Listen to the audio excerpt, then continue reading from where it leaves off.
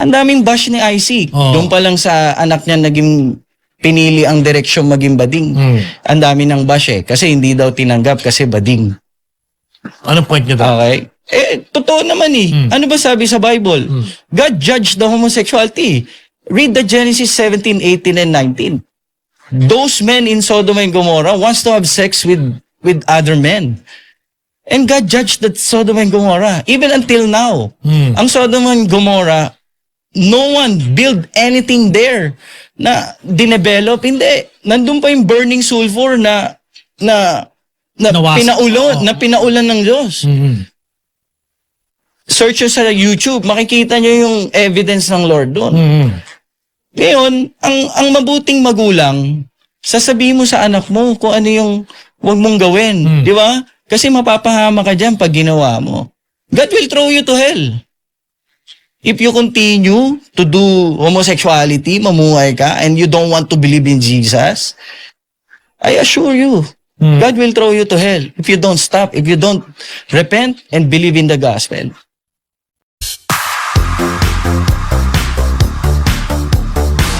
Sa tindi ng galit talaga ng LGBTQIA+ community dito sa Mr.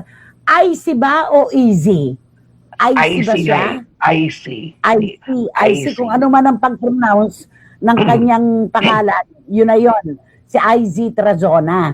Itong si Alvin Aragon, may gusto ba siyang patunayan? Ayan, pinakakain siya talaga ng bashing. Napakaano ng bibig nitong lalaking ito. Grabe. Oo, Nay. Talagang binuksan niya talaga ang talagang pinag-apoy niya talaga ang lahat ng mga nananahimik na mga yung hindi nagsasalita. Ngayon nagsasalita lahat sila. Nilait-lait ang sex bomb na napakatagumpay ng ilang gabing tagumpay na concert, malalaswa daw. At pati si Vice Governor Alex Medina ay tinawagan niya, ba't daw pinapayagan si Sunshine? Alex Castro. Na bakit na pinapayagan yung asawa niyang si Sunshine na nagdadamit ng malaswa?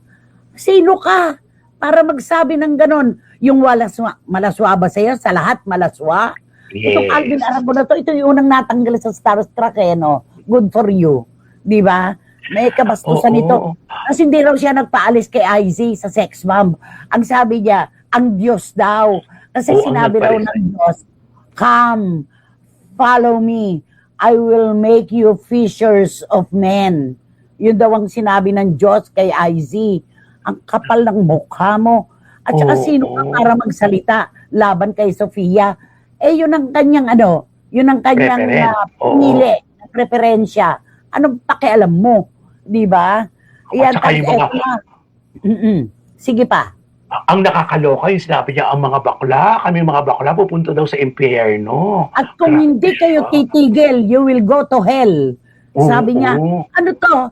Ikaw ang magdidikta, ikaw ang maghuhusga sa mga kabaklaan na pupunta sa impyerno pag hindi sila tumigil. Alam mo, hindi masama yung maging tayo sa relihiyon. Walang problema kaysa maging pabigat ka ng ating pamahalaan. Maganda na ikaw nagdudwell sa relihiyon. Pero yung pananaw mo, yung pagiging religyoso mo, huwag mong i-apply sa lahat ay maniniwala sa iyo. Huwag ganon. Huwag kang husga. Diba? Eto. Yes. Oo, diba, Nay? Kaya nga, mga bakla talaga lahat. Kahit hindi bakla, lahat ng mga pinalaki ng sex bomb lumalabas ngayon. Tama. Galit na galit dito sa Alvin Aragon na to. Wala naman nangyari sa karir mo. Ano yan? To be relevant? Nakikisali ka? Ayan. Tapos sabi ni Juris Dr. Channel, mababas talaga siya. Sabihin ba naman niya, I assure you, God will throw you to hell if you don't stop. Pala desisyon si Sir at pinangungunahan si God. Hindi po para sa atin ang manghusga. Basta hindi sila nakapananakit ng kapwa-tao, it's better it's between them and God. Hindi tayo ang may final say sa kaluluwa ng kahit sino. Totoo yan. Hindi ikaw ang huhusga para sa mga kabaklaan na pinili nila talaga yung ganyan preferensya. Hindi ikaw, Alvin Aragon, sino ka? Di ba? Nakakaloka ka. Eto, sabi ni Miss Nags, nakakalungkot na humantong sa ganitong bashing, pero sana magsilbing lesson ito na panahon ngayon, napakahalaga na respeto at sensitivity sa bawat sektor ng lipunan. kahit may kanya tayong paniniwala, hindi kailangang maging offensive. Mismo, totoo.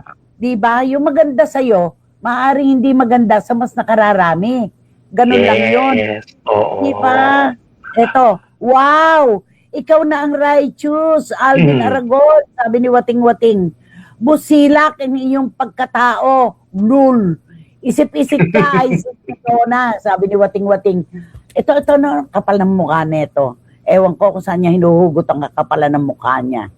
Ito, sabi ni Eddie Letada, baka gusto mag-comeback ng Alvin na yan, kaya nagpapapansin. Wala naman siyang babalikan dahil hindi naman siya nakilala at sumikat. Tama ka dyan, Eddie Letada. Anong babalikan niya? Hindi naman siya sumikat, hindi naman siya nakilala. Ayan. At ito pa sabi ni Dan Clavesillas, santong kabayo, yun lang po na Diyos lang ang may karapatang manghusga. Sabi ni Dan Clavesillas, tama. Sabi ni Philip Villanueva, na sobraan ng pagkarelihiyoso ng taong yan. Lahat ng sobra may tama sa utak. Love you po. Alam mo, Philip, totoo yan, lahat ng sobra ay hindi nakagaganda. Di ba, Romel? Oo, at saka dapat, kung meron siyang ganung paniniwala, okay lang naman sa ating lahat yun eh. Pero ipagkalandaran at ipamuka sa lahat ng mga yung niya, ipapaalam na ikaw lang matuwid. Diba? Na ikaw lang matuwid. At huwag mong ginagamit ang pangalan ng Diyos sa iyong mga hanas. Maling-mali yan. Kung meron kang paniniwala, iyo yan. Huwag mong gamitin ng Diyos. Huwag kang gumagamit ng pangalan ng Panginoon, Alvin Aragon. Magdasal ka, yun ang kailangan mo. Kaya lalaking tao mo, ang sama ng pilantik ng dila mo, Alvin. Kaya natanggal ka kagad sa Starstruck. Ano ka ngayon? Walay ang karir mo. Sabi ni Tita Nene Olanday, galit na galit ang mga CFMers. Marami talagang nagalit. Sobra. Sabi ni Dominic Rhea, paminsan-minsan lang siya mag-text, Nay, nasa mukha niya ang pagiging isdang talakitok. Ako, bakla ako. Hindi ko papatulan yan. Masangsang ang bunganga at pag-uutak, sabi ni Dominic Rhea. Yeah. Ayan. Alam mo, anak, ayaw din naman siya sanang patulan ng marami. Galit ito eh. Pagtatanggol ito sa kanilang kasarian. Pagtatanggol sa kanilang kalayaan. Ganun ito eh. Para mo, na inutusan ng Diyos, si IZ, di ba, na ang mga bakla kapag hindi tumigil susunugin sa impyerno, di ba? Kapal. Kaya nga si Vice Governor Alex Castro, di ba hindi siya pinatulan? Mas marami daw siyang dapat gawin. Marami siyang dapat gawin. Si Vice Governor Alex Castro, busy siya. Hindi siya pumapatol sa mga ganyan. Hindi siya bababa sa kalidad mo. Sabi ni Paulo Obalde ng Vira Catanduanes, nanay sira ulong lalaking yan. Umiinit ang ulo ko sa taong yan, sabi niya. At sabi ni Lulu Malig, ang Panginoon lang po ang may karapatang manghusganay. Mas masama po ang manghusga ng kapwa. Dapat po irespeto niya ang kanyang kapwa-tao. At ang huhusgahan ay yung mga nanghuhusga. Yun ang totoo. Kung gusto mo magpakabanal, go ahead. Okay? Nasa relihiyon mo yan, paniniwala mo. Go! Walang kukontra sa'yo. Pero para laitin mo at yurakan ang pagkatao ng kapwa mo at ikaw ang humusga sa kanilang kinabukasan at sa kanilang buhay, mali yun. Maling-mali. Kaya ayan na nangyayari sa'yo. Agahan mo, tanghalian mo, ating gabi mo, pati midnight snack mo, puro bashing, di ba? Sobra ang galit ka kay Sofia. Ba't galit na galit ka kay Sofia sa anak ni IZ? Bakit? Ikaw ba ang ama ni Sofia? Ni Andre? Kung yung magulang ng tunay, hindi kumukuda, ikaw pa. Diba? Grabe itong na to. Nay, narcissistic and manipulator, asawa ni IZ. Sabi ni Ching Bautista Silverio, mismo. Oo, makasarili ito. Makasarili itong taong ito. Walang pagrespeto sa kapwa. Sabi ni Tita Julie Paras, kabilang ako sa sumisigaw na pet peeve ko yan. Alvin Kemerut na yan. Pet peeve daw ni Tita Julie Paras. Ay, nako. Sabi ni John, ako lalaking tao ako. Marami ako nakikitang bading sa kapaligiran ko. Minsan nga, nakikita ko sa mga kaibigan ko, malalamya sila. Pero hindi ko sila sinuhusgahan. Karapatan nila yon. Hindi natin dapat husgahan ang kapwa natin. Sabi ni John, Ay, Alvin, siguro naman sa mga mensaheng ito, magigising-gising ka na rin. Di ba? Ano Oo, ba? sa dami, magbasa siya, lahat ng ipinost niya at lahat ng mga interviews niya, pansinin niya lahat ng komento, naku, sa Oo. 100, Diyos ko, 95 ang umutya sa kanya. Eto, Di may isa pa si John. Come, follow me. I will make you fishers of men. Alvin Aragon, para sa iyo yan sinabi ni God, hindi sa asawa mo. Para sa iyo daw yan. Para sa iyo daw yan. At yung eto pa, may isa pa dito. At yung sinabi mo na ang mga Becky mapupunta sa impyerno, wow, napaka-righteous mo. Ikaw kaya, saan ka pupunta? O, di ba? Nako, John at Ching Bautista Silverio from Singapore. Nako, nakatutok sila at galit na galit. Nakakaloka. Ano ba May to? buwelta sa kanya lahat, sobra Barang buwelta galing talaga. itong lalaking to. Di ba? Oo. Naku, nakakaloka ka.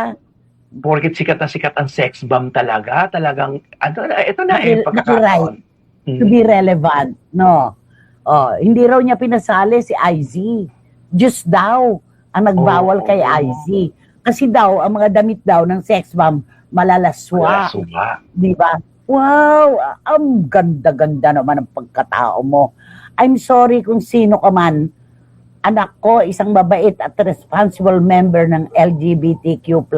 Sabi ni Ching Bautista Silverio, Ayan. marami po kaming kilalang miyembro na nasa komunidad ng LGBTQIA+. Mababait po sila, matitino po sila. Sila po ay inaasahan ng kanilang mga pamilya. Sila po ay hindi patakbuhing tao. Anak po sila ng Diyos. Alvin Aragon, tandaan mo yan. Hindi nag-iisa ang beking pinatatamaan mo ngayon. Marami silang kasama. Totoo yan. Ay, nako. Grabe. Eto pa, oh. Hindi, merong isa nag-text sa akin eh. Hindi ko Na- kayang sabihin on air. Kasi kahit gutom na aso, hindi kayang kainin. Kakainin Ay. kaya ni Alvin. Yan. Hindi bale. Pero alam na niya kung ano yon, di ba? Na walang sino man sa mundong ito na maaaring humusga sa kanyang kapwa. At yung reliyon mo, kung yan ang iyong paninindigan, iyo yan. Huwag mo idamay ang ibang tao sa mga paniniwala mo na akala mo ay tama. Ang linis naman niya kung sino man yung Alvin na yan. Kaya pala hindi siya sumikat, sabi ni Jamie Dacia. At sabi uli ni Paulo, bago tayo mag-break, nakakaya naman sa Alvin na yan, napaka-perfecto, ang taas ng tingin sa sarili. Ako, Alvin, napakarumi ko. Napakarumi ng pagkatao ko. Punong-puno ako ng kasalanan. Sabi ni Paulo Balde, ikaw lamang ang sakdal busilak, Alvin. Ay, nako, maraming salamat po sa inyong